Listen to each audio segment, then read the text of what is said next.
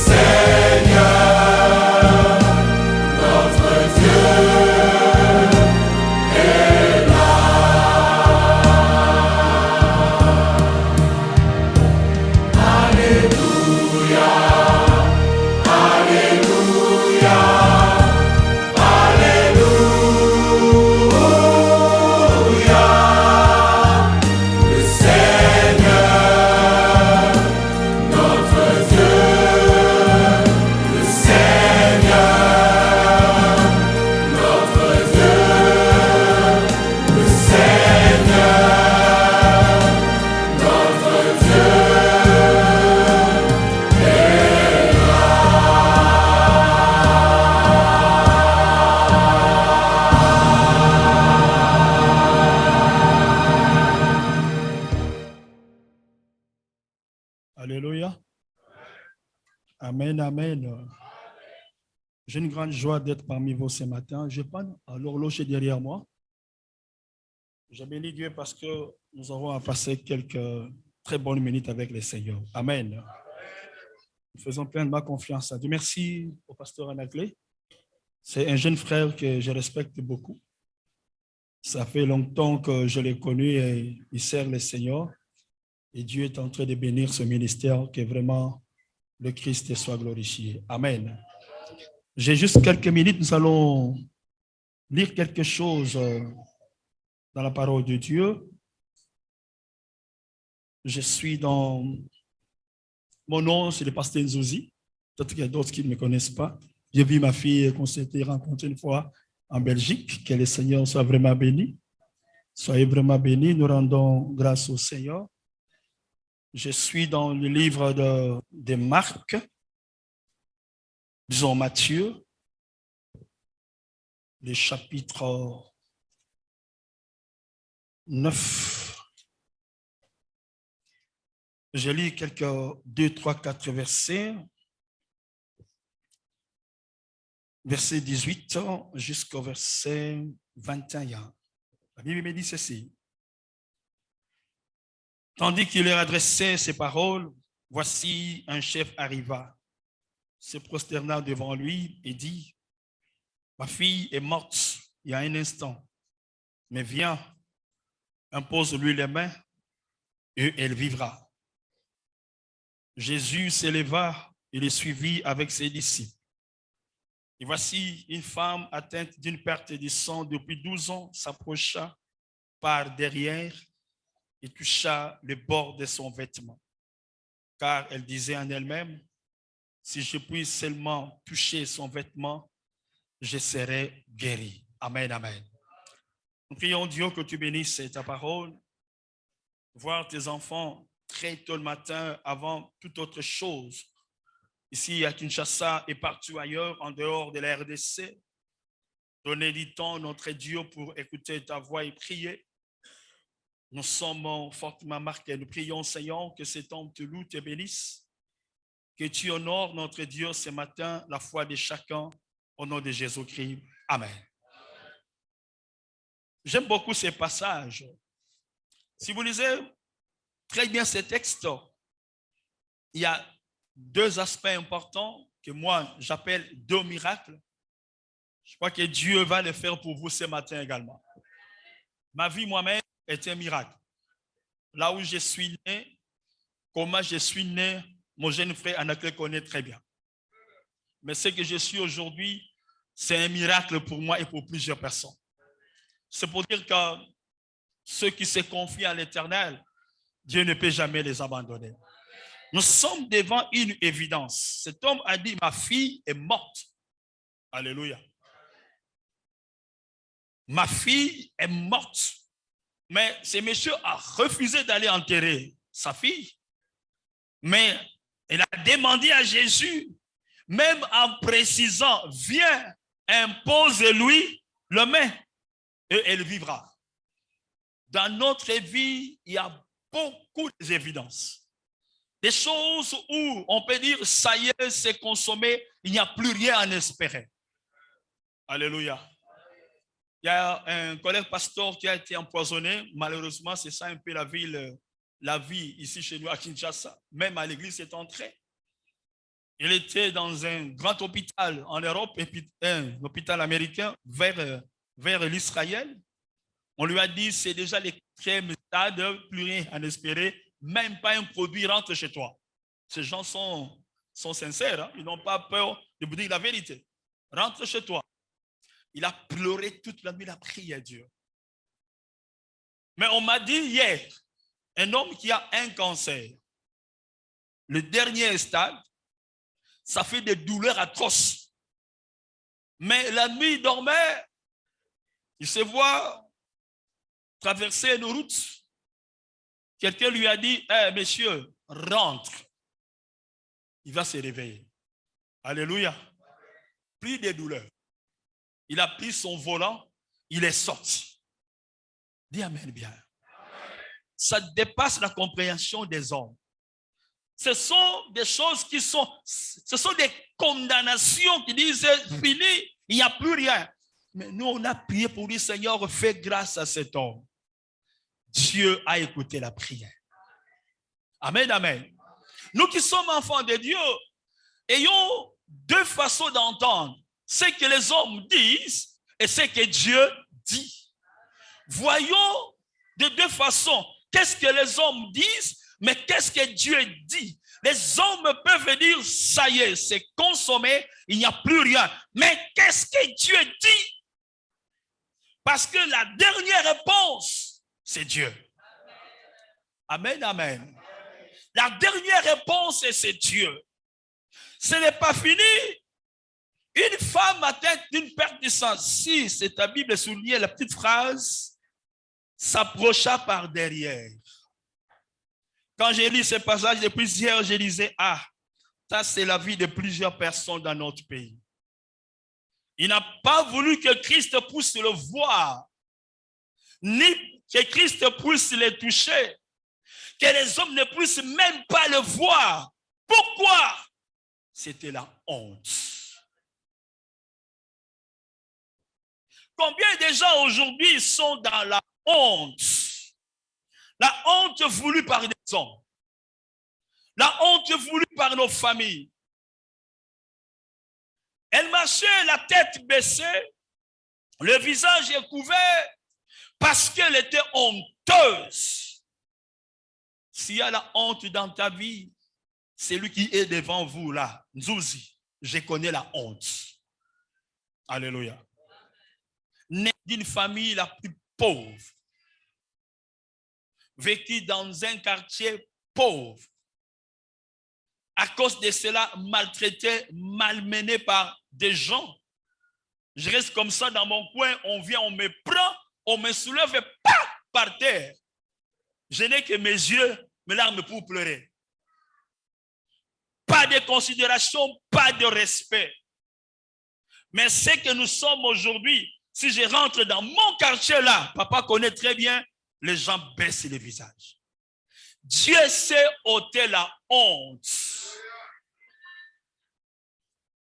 Quand je dis Dieu sait ôter la honte, je sais ce que je suis en train de dire. Est-ce qu'il y a une honte qui couvre ton visage? Peut-être que vous êtes un parent, vous avez des enfants, les enfants vous font la honte. Dieu peut changer la situation.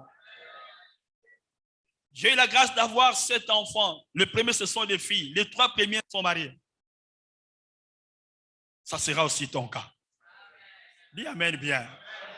Ne désespérez pas encore. Les autres, ils étudient. Dieu sait ôter la honte. Parce que Jésus-Christ avait pris notre honte. Qui a le pouvoir de te condamner dans la honte. Même dans mon ministère, je commençais à prier dans une salle de cinéma où de lundi à samedi, c'est le cinéma. Le dimanche, nous venons, il faut nettoyer les immondices, les capotes et consorts. De 6h à 10h, on lève la bâche, on met des chaises. Lui, il connaît bien. On commence la prière. Mais aujourd'hui, je suis dans un temple sans être orgueilleux. Si pas le premier, c'est le second de la ville. Papa vit notre temple.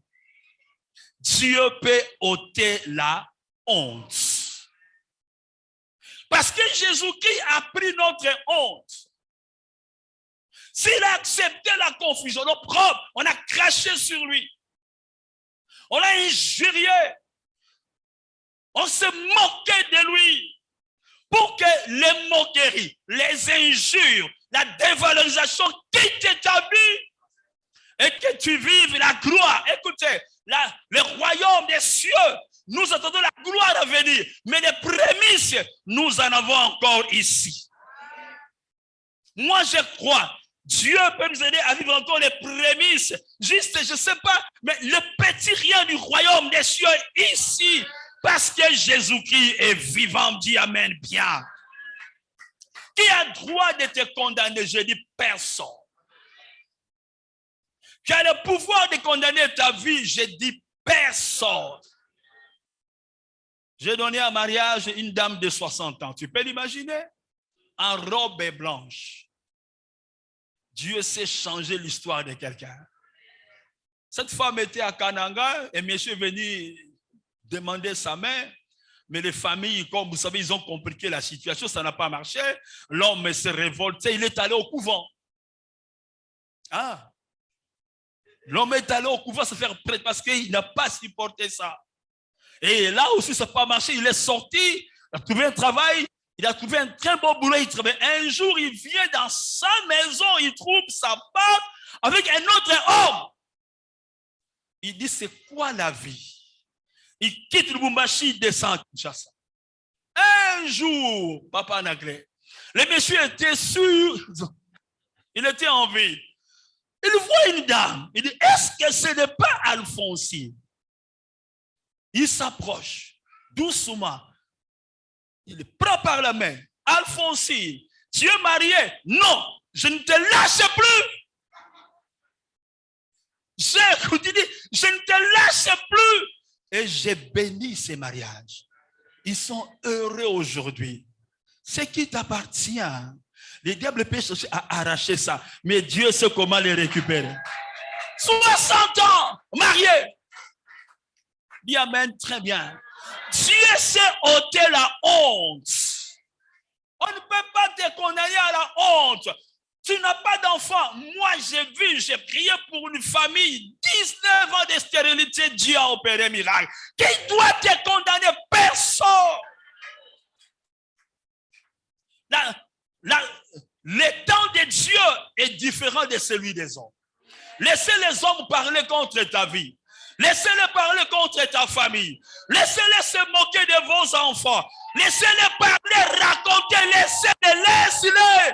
Ce jour est là. Ou quand c'était moi qui marchais la tête baissée, ça sera leur tour de marcher la tête baissée. Dieu va ôter la honte. Je sens qu'il y a ici un Mardochée. Moins important, devant la porte du roi, sentinelle. Mais il a quitté la porte du roi pour entrer dans le palais.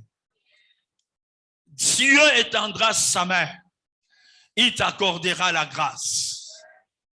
Frères et sœurs, tout ceci dépend d'une seule chose, c'est de notre attitude devant Dieu. De ce que nous voyons devant Dieu. Comment est-ce que vous concevez ce Dieu? Comme un grand-père assis dans un coin? Ou bien un Dieu grand et redoutable? Ça part de votre conception de Dieu, de la façon dont tu exerces cette offre. Regardez, la grâce, c'est la main de Dieu. Mais la foi, c'est votre main. La main de Dieu est là. Elle est tendue. Dieu veut que tu t'approches, tu saisisses la main de Dieu par la foi qui est la grâce, pour que cette grâce te soit accordée et cela change les données, change les paramètres, change les réalités de votre fils. Des fois, j'arrive quelque part, tu descends, les policiers se lèvent, ils vous saluent, ils vous ouvrent la porte. J'ai dit au fond de moi, qui suis-je moi? Dieu sait honorer ceux qui se confient en lui. Le problème, est-ce que réellement le Seigneur est-il le maître dans votre vie? Des gens entrent à l'église pour chercher ce que Dieu a. Mais ils ne veulent pas devenir comme Dieu. Si cela est votre objectif, vous n'aurez rien devant Dieu. Entre, cherche ce que Dieu est.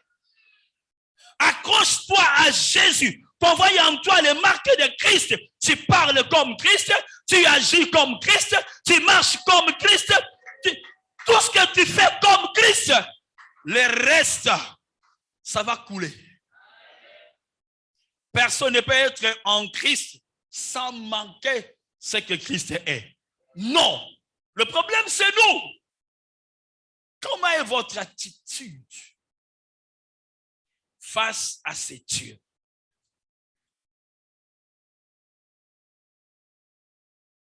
Le diable est bizarre.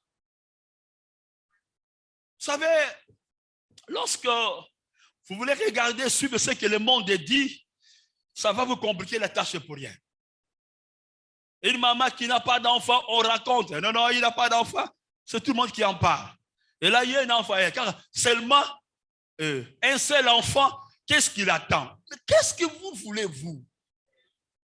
Il n'a pas d'enfant. Il n'a pas d'enfant. Maintenant, il a un enfant. Il dit, cet enfant a 4 ans, qu'est-ce qu'il attend? Quel est votre problème? Quel est votre problème? J'ai appris une chose, regardez à Dieu. Amen, amen. J'ai appris une seule chose, regardez à Dieu. Dieu change les données. On m'a soupçonné d'un cancer de poumon. On a fait des histoires ici chez nous, tout ce que vous connaissez là. Il y a là-bas une nodule. Fais ça, fais ça, fais ça. Je disais, Seigneur, lève ta main. Je sais que mon temps n'est pas encore là. Il m'a dit, bon, tu peux sortir du pays. Bon, je prends l'avion, je vais au Maroc. Ces gens disent, vous savez, ces choses sont différentes. Je lui dis, messieurs, nous allons vous injecter un produit qui a un sucre qui mange les cellules cancéreuses. Et après 20 minutes, on fera tous les examens et on verra. Il te dit ça en face. Tu sens comment les cœurs regardaient à Dieu. J'entends une grosse machine d'abord qui m'a fait peur. Si vraiment ça m'a fait peur, la machine en question, j'ai fait là-bas près de 20 minutes. On me dit, monsieur, restez là-bas, attendez-nous. Je vois un Français sortir.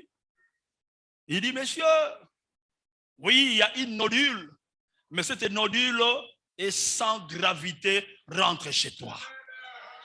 Qui a le droit de te condamner, mon frère?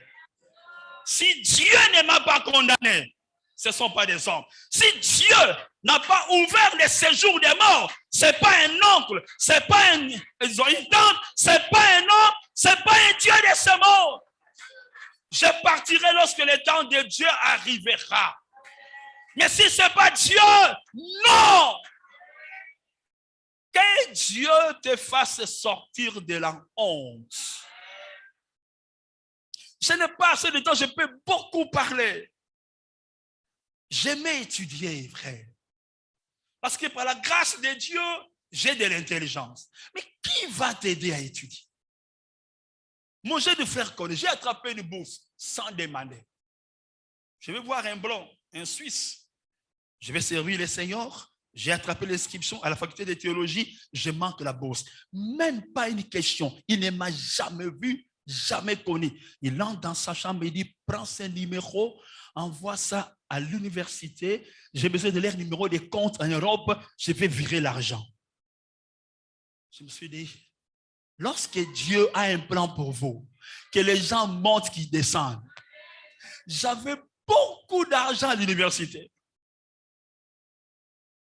Je me suis marié, je suis allé aux études. J'ai fini, mais je dois encore comprendre pour bien. J'ai dit, Seigneur, je vais faire la sociologie. Je suis allé faire la sociologie.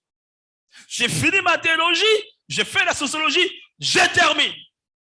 Suis-moi bien. Mon épouse, lorsqu'ils sont mariés, n'avait même pas le diplôme d'État.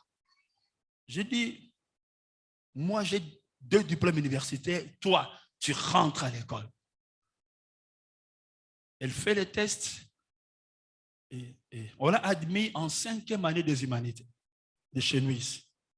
Parce que, dit, mais ta femme réfléchit bien, mais comme elle avait fait le plan comptable belge là-bas à l'époque, aujourd'hui, ça n'existe plus. Elle doit rentrer en... J'ai dit, oui, maman, rentre, je l'ai encouragée. Elle est rentrée en 5e année. Elle est passée en 6e année. Maman a eu son bac la même année que notre fille est née. Les 2 sont allés à l'université. Elles ont fini. Maman licenciée. Papa, sa fille aussi licenciée. J'ai dit, maman, c'est bon. Moi, je pars faire ma thèse en leadership. Toi, tu vas aller faire les master. Mais cette fois-là, je n'irai pas. Je lui ai compris. Parce que 20 ans de mariage, mère de 7 enfants, elle a fait ça. Mais on l'a poussé. Mais aujourd'hui, elle est contente d'avoir sa licence. Qui a dit que c'est fini pour toi? Qui a dit que c'est fini pour toi? Non. Parce que le Dieu est encore vivant et il agira. Je me disais, je dois étudier. On doit m'appeler docteur. Dieu voulant, l'année prochaine, je serai docteur. Fais confiance en ces dieux. J'aimerais prier pour vous. Qui souffre d'une honte, là où tu élèves ta main? La honte de vous-même, la honte de la vie, la honte de tes enfants. Lève ta main, viens ici. Viens devant, viens ici. Je vais simplement te toucher, frère, te transmettre cette grâce. Retenez la date d'aujourd'hui. Tu viendras témoigner en appelant votre pasteur. Les choses sont grandes devant les hommes, mais elles sont trop petites devant Dieu. C'est compliqué pour les hommes, mais ça ne peut jamais être compliqué pour Dieu. Ta famille est dans la honte. C'est vous le Benjamin de la famille. C'est vous le Joseph de la famille. J'aime lire ces passages lorsque Jacob a quitté Canaan pour aller en Égypte. Il a vu le visage de Pharaon à cause de Benjamin. Quand tu vois tes parents, tu dis, tu as honte. Tu regardes tes parents, tu dis, où est-ce qu'on va en finir? Je pleurerai comme toi pour mon père, pour ma mère. Sans valeur, sans considération. Mais l'éternel Dieu, le jour où mon père était mort, je l'ai très bien enterré. Le jour où ma mère était morte, je l'ai trop bien enterré parce qu'il y a eu quelqu'un que Dieu a élevé. Et c'est toi! Ça montre à moi, je dis c'est toi. Apprends à marcher avec Dieu. Il changera l'histoire de ta famille. Je vais simplement te toucher et puis tu rentres à ta place. Parce que Dieu est bon. Ça s'appelle la honte. Jésus-Christ a dégagé la honte. Crois-tu comme cette femme? Malgré sa honte, elle s'était approchée de Christ. La honte a fait que tu restes dans la maison. Tu ne sais même pas de fois sortir et regarder le voisin. Tu as même évité de rencontrer tes anciennes connaissances parce que ils sont montés, ils sont partis. J'étais déconsidéré comme toi, ma soeur. Dévalorisé comme toi. Pire que j'ai bégayé, j'étais presque inutile. Mais aujourd'hui, il y a des bureaux où Dieu m'amène. Il me disait, il n'y a que Dieu qui peut faire ça. Sèche tes larmes parce que le temps de Dieu est là. Et tu peux t'approcher réellement de ce Dieu. Lui ouvrir ton cœur. Comme a fait cette femme. Je ne représente rien, je ne suis rien, mais c'est t'approcher de Dieu. Prie au fond de ton cœur. Dis à Jésus que j'ai besoin de toi. Je vais pénétrer, que tu pénètres pleinement ma vie et que tu puisses diriger profondément ma vie.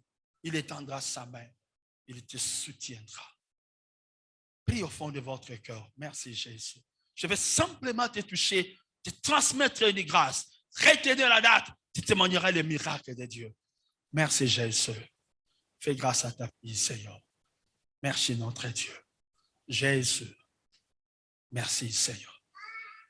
Merci Jésus. Merci Jésus. Gloire à toi Seigneur. Jésus, merci Seigneur. Gloire à toi. Merci Jésus. Merci Jésus. Tu changes les données à ta manière. Merci Seigneur. Jésus, merci Seigneur. Merci, gloire à toi. Oh Dieu, merci Seigneur. Jésus, merci. Merci Jésus. Merci Jésus. Merci Jésus. Merci Seigneur. Tu chantes l'histoire de quelqu'un parce que tu es le maître de l'histoire. Gloire à toi. Gloire à toi, Jésus. Merci Seigneur. Merci Jésus. Merci Seigneur. Jésus, merci. Merci Jésus. C'est toi qui enlèves la honte et tu changes les données des gens. Tu changes l'histoire des gens. Merci Jésus. Gloire à toi. Merci Seigneur. Merci oh Dieu. Gloire à toi éternel. Merci Jésus. Merci Seigneur. Jésus, merci. Merci Jésus. Merci Jésus. Merci Seigneur. Merci Jésus. Jésus, merci. L'arc-en-ciel va briller et est en train de briller maintenant. La lumière de Dieu est en train d'apparaître. Merci Jésus. Merci Seigneur. Gloire à toi. Merci Jésus. Merci Jésus. Merci Seigneur. Jésus, Jésus, Jésus. Merci Jésus. Merci Seigneur. Merci Jésus. Gloire à toi. Merci Seigneur. Jésus, Jésus. Merci. Jésus, transmets la grâce à ton peuple. Merci Jésus. C'est toi l'Éternel qui agit. Merci Seigneur. Gloire à toi. Merci Jésus. Sois élevé. Bénis notre Père. Merci Jésus. Merci Seigneur. Gloire à toi. Jésus. Jésus. Jésus. Merci Seigneur. Merci Jésus. Merci Jésus. Merci Seigneur. Gloire à toi. Merci Jésus. Merci Jésus. Y a-t-il des malades? Viens, je vais prier pour toi. Il y a encore des malades?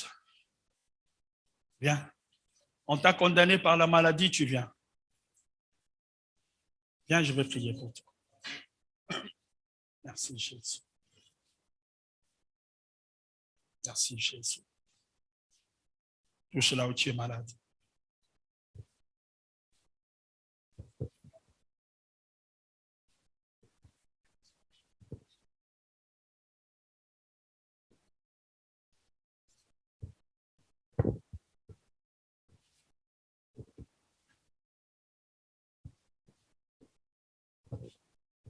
Merci Seigneur. Merci.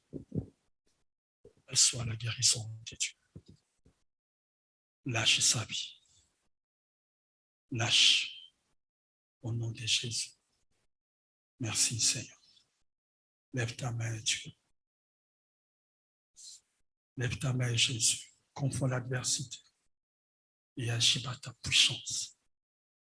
Donne-moi ta main. Jésus Seigneur. Reçois la guérison de Dieu. Recevez ce miracle du Seigneur. Cela pénètre ta vie.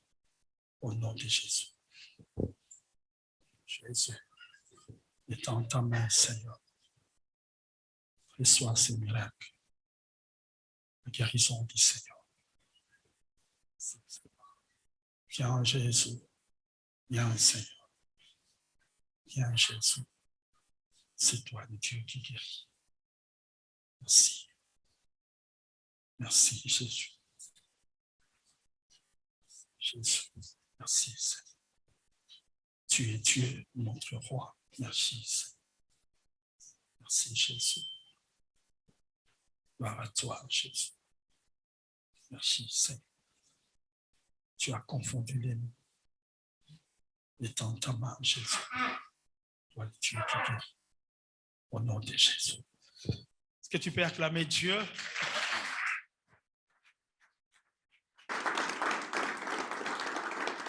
Ces acclamations n'est pas digne de Dieu.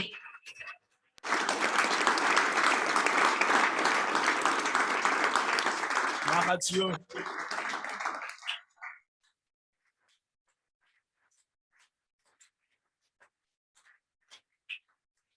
Vous sentez une joie profonde qui pénètre ton âme. Vous sentez la fraîcheur intérieure. Vous sentez comme un poids que Dieu a dégagé. Il ne te reste qu'à regarder Dieu agir. Lève tes mains.